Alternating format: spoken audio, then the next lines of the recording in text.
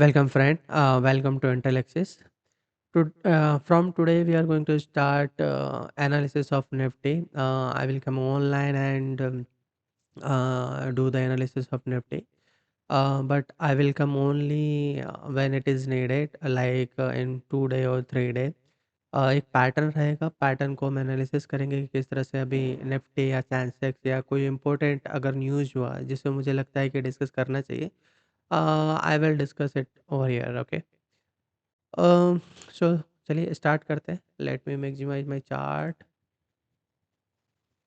इसे थोड़ा सा बड़ा कर लेते हैं। ओके, नाउ तो सबसे पहले तो जैसे ये निफ्टी है, अगर आप लोगों ने मेरा ये पैटर्न कैसे बना है और इसके पीछे की क्या एनालिसिस है, तो please go through the old recordings जो मैंने अपनी पेड सर्विसेज के जो फोरकास्टेड वीडियो होते हैं वो मैंने ऑलरेडी वीकली मार्केट अपडेट वाले जो वीडियोस हैं उसको मैंने अपलोड कर रखा है। आप प्लीज़ उसके थ्रू जाइएगा ताकि आपको ये सारी चीज़ें समझ में आ जाए, क्योंकि अगर आपने पुराने वीडियोस देख रखे होंगे तो आपको समझ में आएगा कि how I mark this 1 2 3 4 5 and how I landed over here A B C like that. Okay, तो अगर आपने पुराने वीडियोस देख रखे हैं तो आपको पता होगा, you you definitely know that we are in this triangular pattern. Okay, at this bottom I drew simply a red line and I said कि यहाँ से हम ऊपर रहेंगे।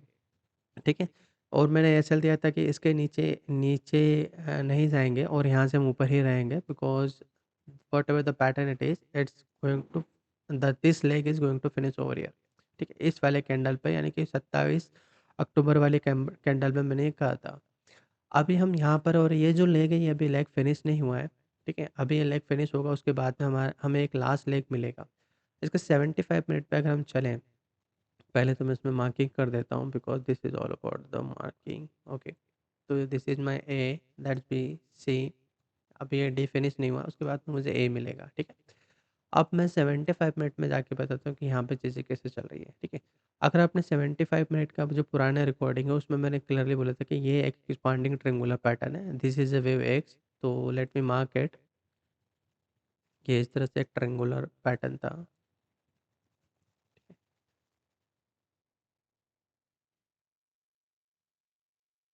Like this. ओके, अब इसके बाद में हम हमें मिला था कि X wave, this is my X wave. ज़्यादा छोटा हो गया।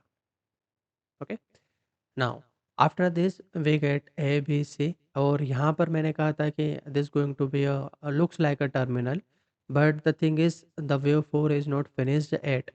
और उसके बाद में हम डिसाइड करेंगे कि ये क्या रहेगा, क्योंकि सारा है यहाँ पर टाइमिंग का खेल। तो जब ये वेव फोर यहाँ पे फिनिश हुआ एंड देन ये फाइव के लिए गया, तो यहाँ पे रूल चेंज हो गए। रूल चेंज कैसे हो गए कि जो टाइमिंग होना चाहिए वेव सी का मैक्सिमम किसी भी फ्लैट या जिगजैग पैटर्न में, उसको ये फॉलो नहीं करता। तो इसका मतलब क्या हुआ? इसका मतलब this will not be a flat pattern और जिगजैग। ठीक है, फ्लैट और जिगजैग में रिट्रेसमेंट का ही फ़र्क होता है। ठीक है, आइदर अगर वो 61% रिट्रेसमेंट हुआ तो उसको हम फ्लैट में कंसिडर करेंगे, और अगर 61% से लेस रिट्रेस हुआ तो we will consider this as a zigzag. ठीक है, अ, बाकी दोनों में सेम है, बस वो रिट्रेसमेंट की वजह से वेव सी का जो लेंथ होता है मिनिमम, वो चेंज हो जाता है, बाकी कोई चेंजेस नहीं आते हैं। ठीक है, तो यहाँ पे जो वेव सी का जो टाइमिंग है वो डिफरेंट हो गया है। जो मैक्सिमम टाइम होना चाहिए फ्लैट या जिगजैग में, दोनों में जो मैक्सिमम लिमिट होनी चाहिए उसको क्रॉस कर गया। ठीक है, तो जो लास्ट फोरकास्टिंग था उसमें मैंने आके क्लियरली बोला था कि यहाँ से अभी हम ऊपर ही रहेंगे, क्योंकि ये जो पैटर्न है ये pattern either this going to be in a symmetrical और डायमेट्रिकल। चांसेस हैं कि ये डायमेट्रिक में जाए, बट लेट्स से कि मार्केट किस तरह से ये पूरा पैटर्न अनफोल्ड करता है। अभी एक्शन रिएक्शन की बात करें तो ये एक्शन और ये इसका रिएक्शन इक्वल टाइम का, ये एक्शन और ये इसका रिएक्शन इक्वल टाइम का है। और ये भी मैंने अपनी लास्ट फोरकास्टिंग में आपको समझा भी था कि time of this equal to the time of this, और time of this is equal to time of this.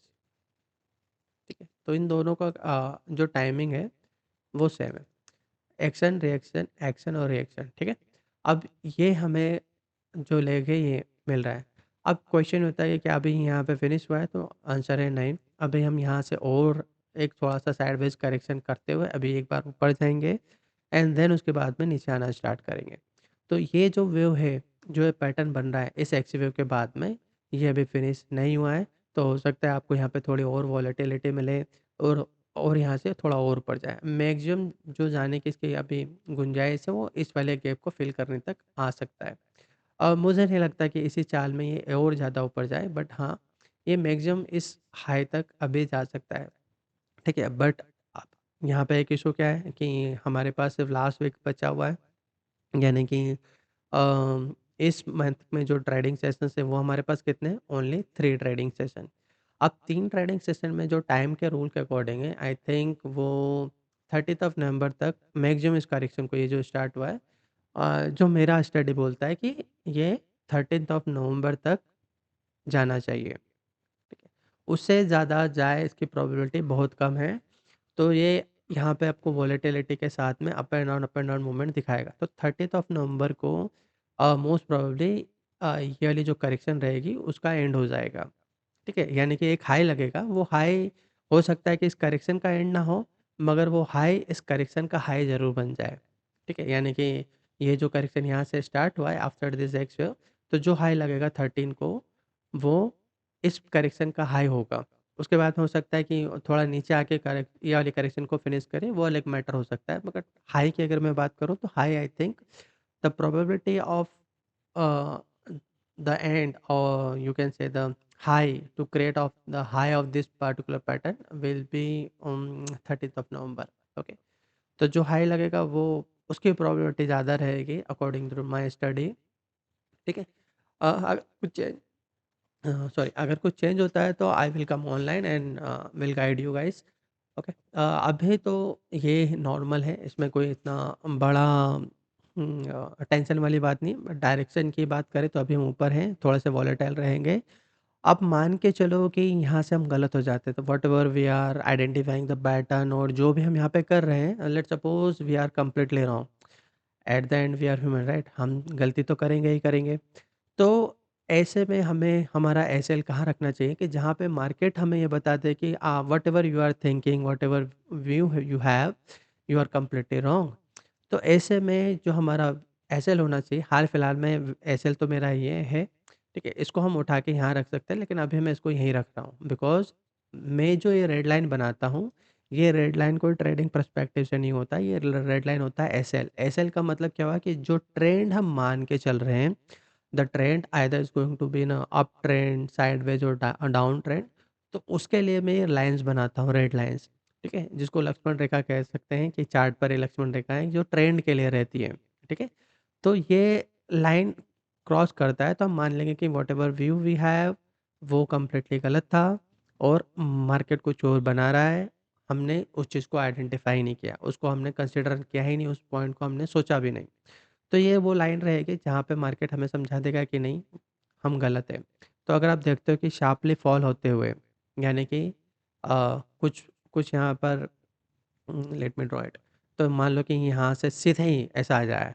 ठीक है? यानी कि इस लाइन को सीधे शार्पली काटने की कोशिश करें, तो समझ जाना कि वेव ए जो है, यानी कि यहाँ पे जो मैं बात कर रहा हूँ ना, इस वाले वेव ए के, वो स्टार्ट हो चुका है। ठीक है? मगर अभी की बात करें तो अभी ये जो वेव है वो अभी फिनिश नहीं हुआ है। ठीक है? Let me consider this is current time frame only. ये वाला रेड लाइन है जहाँ पे मैंने बोला था कि ये एसएल रहेगा हमारा, यहाँ से हम ऊपर ही रहेंगे। तो उसके बाद से अभी हम यहाँ पर आ चुके हैं। ठीक है? अभी भी यहाँ पर नीचे आने का कुछ सिग्नल नहीं है। ये यहाँ पर थोड़ा और टाइम प स्पेंड कर सकता है और इसके बाद में वापस एक बार ऊपर जाएगा टू फिनिश दिस करेक्शन। ठीक है? अब यहाँ पर अह, कब होगा, मतलब ओवरऑल अगर मैं व्यू की बात करूँ, आफ्टर दिस वेव का, कि वेव ये कितना आ सकता है। देखो, अगर मैं इसके करेक्शंस की बात करूँ कि वेव ए का कितना मैक्सिमम आने का, देखो हम कभी भी एग्ज़ैक्ट लेवल, मैं कभी भी एग्ज़ैक्ट लेवल नहीं देता हूँ, ठीक है? कि यहाँ से ऐसा होगा या इतना ही जाएगा, बिकॉज़ हर लेग अपने आप में एक्सटेंड हो सकती है, ठीक है? चूँकि यहाँ पर वेव सी बड़ा है तो वेव ई भी बढ़ा जा सकता है, ठीक है? बट द वेव ई, जो वेव डी है हमारा यहाँ पे, वो काफ़ी एक्सटेंड हुआ है कंपेयर टू वेव बी। तो प्रोबेबिलिटी बहुत ज़्यादा है कि this going to be a neutral triangular pattern. ठीक है? अब न्यूट्रल बनेगा तो इसका मतलब क्या हुआ कि प्राइस वाइज़ शायद ज़्यादा नीचे ना आए, मगर it can be a non limiting neutral triangular pattern. तो इसका मतलब क्या हुआ? इसका मतलब ये हुआ कि जो वेव ई है it can be a like a a pattern itself, like वो भी अपने आप में कोई ट्रायंगुलर पैटर्न हो सकता है। तो यहाँ पे हो सकता है आपको यहाँ पे बहुत टाइम कंज्यूमिंग वेव ई मिले। तो अगर ऐसा होता है तो आप मान के चलो कि हो सकता है कि पूरा दिसंबर या हाफ दिसंबर के 2 से 3 हफ्ते ये यहीं पर एक करेक्शन में बिता दें। ठीक है? तो इसका टाइम वाइज़ ज़्यादा रहेगा, प्राइस वाइज़ की बात करूँ अगर मान लो कि मैक्सिमम अभी के सिनेरियो के हिसाब से अगर मैं बात करूँ तो यहाँ पे जो गैप्स दिख रही होंगी आपको, इसको फ़िल करने तक आ सकता है। यानी कि मैं 75 मिनट में स्विच करूँ अगर, तो ये जो गैप्स हैं, इसको मैक्सिमम फ़िल करने तक आ सकता है, मैक्सिमम है। देखो, ये वाला तो आएगा क्योंकि अगर ये स्टार्ट होता है तो ये गैप तो फ़िल करने आराम से आ सकता है दिसंबर के आस-पास। बट द क्वेश्चन्स कम कि क्या ये यहाँ से सीधे इस ट्रेड लाइन को काटेगा? ये ट्रेड लाइन आपको पता हो गया, आपने फोरकास्टिंग सेशन के भी अगर पुराने वीडियो देखे होंगे तो मैंने ये ट्रेड लाइन बना के रखी जो कि हमारी ज़ीरो बिट ट्रेड लाइन है, राइट? तो अगर ये ज़ीरो बिट ट्रेड लाइन को काटता है तो फिर हम थोड़ा-सा हमारा व्यू डिफरेंट रखेंगे। बट मुझे नहीं लगता कि इतना अभी जाने वाला है। अगर कुछ होता है चेंजेस तो मैं आता रहूँगा कि क्या चेंज हो रहा है या नहीं हो रहा है, कि क्या ये ज़्यादा जाएगा भी तब भी हमें कोई इतना टेंशन लेने की बिल्कुल भी ज़रूरत नहीं है, ठीक है? बस ये यही सिग्नल दे रहा है कि ये फिर प्राइस वाइज़ ज़्यादा ऊपर ना जाए। अगर ये ज़्यादा नीचे आ गया व्यू ई, तो इसका मतलब ये प्राइस वाइज़ ज़्यादा ऊपर जाने के मूड में बिल्कुल नहीं है। और अगर ये यहीं पे कहीं पे टाइम वाइज़ करेक्शन करता भी है तो चलेगा, मगर अगर ये इसी तरह से टाइम स्पेंड करता है, ठीक है? अगर ये इसी तरह से टाइम स्पेंड करता है यहाँ पे थोड़ा-सा साइडवेज़ होके, तो definitely we will going to see a new life time high in Nifty. ठीक है? ये इसका ध्यान रखना। और अगर इसने ई को एक्सटेंड कर दिया तो probability will going to be very less to go above this high. अगर ये ई को अगर ये एक्सटेंड करता है तो उस केस में प्रोबेबिलिटी बहुत कम हो जाएगी कि ये नया लाइफ टाइम हाई क्रिएट करे। ठीक है? तो यही था हमारा निफ्टी का। अ, ये वीडियो कैसा लगा इसके लिए ज़रूर कमेंट कीजिए ताकि मैं इस तरह के वीडियोस अपलोड करता रहूँ। अच्छा, एक चीज़ और, अगर सब्सक्राइब नहीं किया तो सब्सक्राइब करो।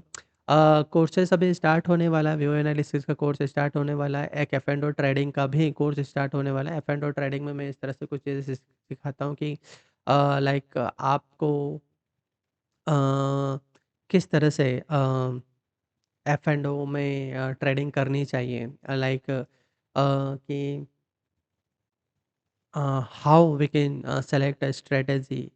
क्योंकि एफ-एंड-ओ में क्या होता है कि आपके पास एक व्यू होता है। एक व्यू होता है तो उस व्यू के अकॉर्डिंगली आपको अपनी स्ट्रैटेजी को सेलेक्ट करना होता है। अब व्यू व्यू कौन-सा होना चाहिए? तो व्यू बहुत सिंपल सा है कि यहाँ पर क्या मार्केट साइडवेज़ होगा?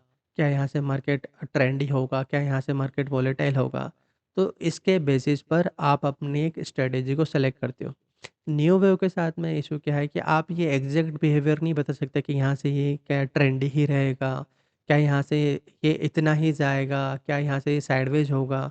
इस तरह का बिहेवियर, एग्ज़ैक्ट बिहेवियर हम न्यू वेव में नहीं बता सकते, मगर direction wise we can get it the correctly. मतलब डायरेक्शन वाइज़ अगर मैं बात करूँ तो न्यू वेव जैसा कोई टूल नहीं है। मगर बिहेवियर वाइज़ की बात करूँ तो क्या मैं इसका एग्ज़ैक्ट बिहेवियर आइडेंटिफ़ाई कर सकता हूँ? तो उसका जवाब है नहीं।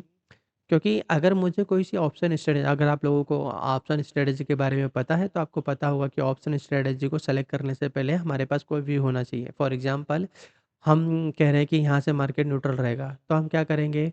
हम कोई न्यूट्रल स्ट्रेटजी को सेलेक्ट करेंगे, ठीक है? अगर हमने कहा कि यहाँ से मार्केट ट्रेंडी रहेगा, अप साइड में जाएगा या डाउन साइड में जाएगा, तो उसके हिसाब से हम एक ऑप्शन स्ट्रेटजी को सेलेक्ट करेंगे, क्योंकि यहाँ पर जितनी भी ऑप्शन स्ट्रेटजी हैं, वो किसी न किसी व्यू को ध्यान में रख के बनाई गई है। ठीक है? मगर न्यू वेव में आप ये बिहेवियर नहीं पता कर सकते, मगर डायरेक्शन पता कर सकते हैं। ठीक है? तो बिहेवियर के लिए टूल्स अलग होते हैं, कंप्लीटली कोर्स डिफरेंट है। आप वो कोर्स जॉइन कर सकते हो। तो वेबसाइट पे जाइएगा, वहाँ पर कोर्सेज़ में एक एफ-एंड-ओ ट्रेडिंग वाला कोर्स है, you can join that course. और वेव एनालिसिस वाला कोर्स है, जहाँ पर ये जो जिस तरह के पैटर्न होते हैं, किस तरह से रेड लाइन बनाना है, किस तरह से हम ये पता करें कि ये पर्टिकुलर जैसे वेव डी है, तो ये मैंने कैसे पता किया कि वेव डी अभी फिनिश नहीं हुआ है? ये हमने कैसे पता किया कि यहाँ पर ये एक जो ही बनेगा, यहाँ पे और कोई दूसरा पैटर्न नहीं बन सकता। ये सारी चीज़ें मैं डिटेल में कोर्सेज़ में सिखाता हूँ। जो सबसे बड़ी प्रॉब्लम होती है लोगों को पता ही नहीं होता है कि यहाँ पे एक्स-वेव बनेगी या नहीं बनेगी, एक्स-वेव होती क्या है, एक्स-वेव कब स्मॉल बनेगी, कब लार्ज बनेगी, कोई पर्टिकुलर लेग है या पैटर्न वो कब फिनिश होगा। ख़ासकर जो सबसे बड़ी प्रॉब्लम आती है कि जैसे अभी हम यहाँ पर हैं, तो ये वेव डी बन रहा है, तो ये वेव डी अभी फिनिश हुआ है या नहीं, ये कैसे आइडेंटिफ़ाई करें? क्योंकि क्या होता है कि लोगों को लगने लगता है कि फॉल आया तो लोगों को लगता है कि ये वेव यहाँ फिनिश होगी, अब यहाँ से नीचे जाएगा, जबकि ऐसा नहीं हुआ, वो अभी भी खत्म नहीं हुआ, वो ऊपर जाने वाला है। तो ऐसे में लोगों को बहुत स्ट्रॉन्ग टेम्पटेशन की वजह से वो अपनी पोज़ीशन वेव ई के लिए बना लेंगे, वेव ई के लिए पोज़ीशन बना ली तो फिर उनको लॉस होना चालू हो जाते हैं। जबकि अभी वेव डी ही फिनिश नहीं हुआ है, तो how we can identify easily कि वेव डी अभी फिनिश हुआ है या नहीं? ये सारी चीज़ें मैं डिटेल में कोर्स में सिखाता हूँ। अगर आपको सीखना है तो you can join the course, okay?